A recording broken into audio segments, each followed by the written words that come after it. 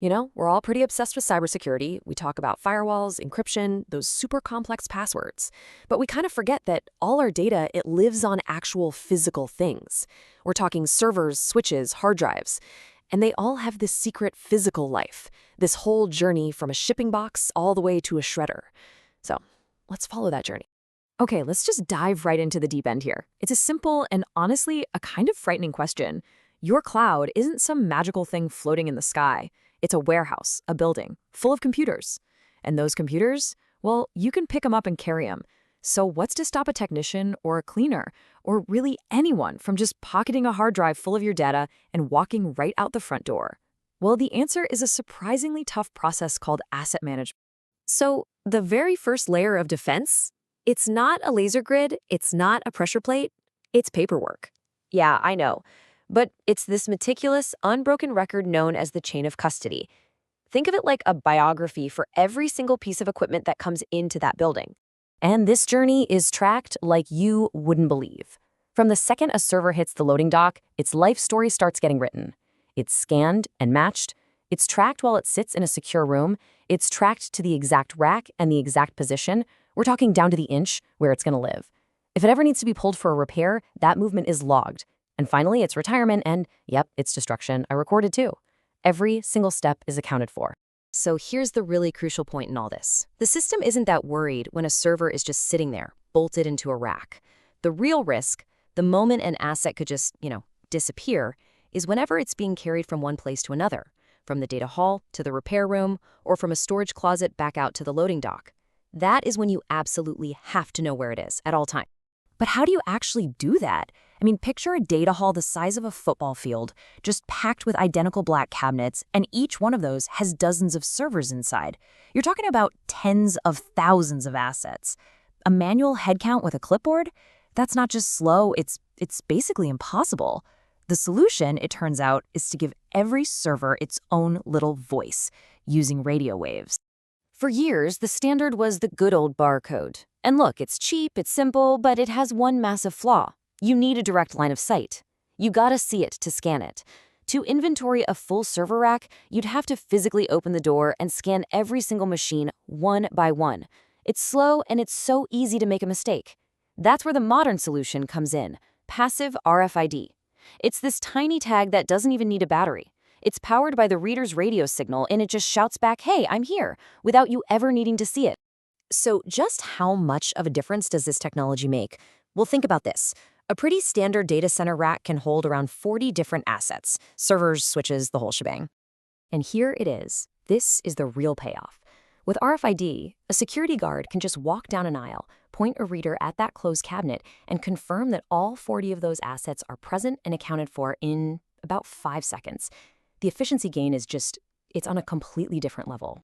So to wrap it up, this is why RFID is the gold standard now. You get these incredibly fast audits, for sure, but you also get something else.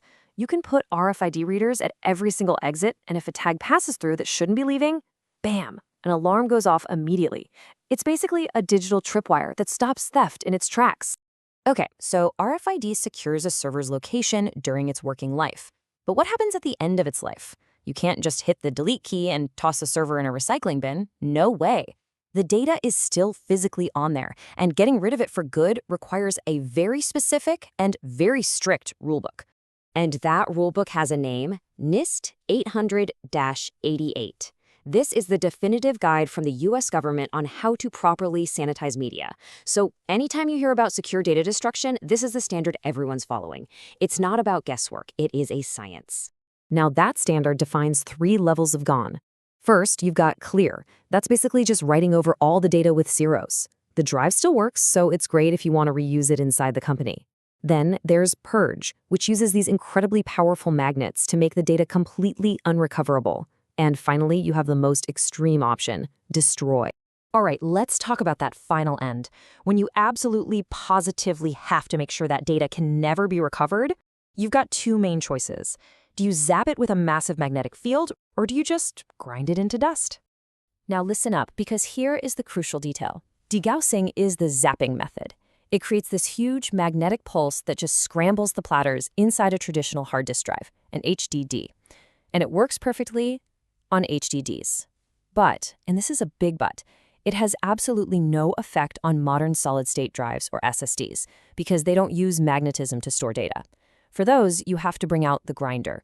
Shredding is the only method that is 100% effective on every single type of drive, every single time. So we've talked about RFID tags and giant industrial shredders, but all the technology in the world can be defeated by some clever social engineering. And that's why the entire system, at the end of the day, relies on a simple, low-tech, but absolutely critical final checkpoint, a vigilant human being. So here's the classic scenario, right?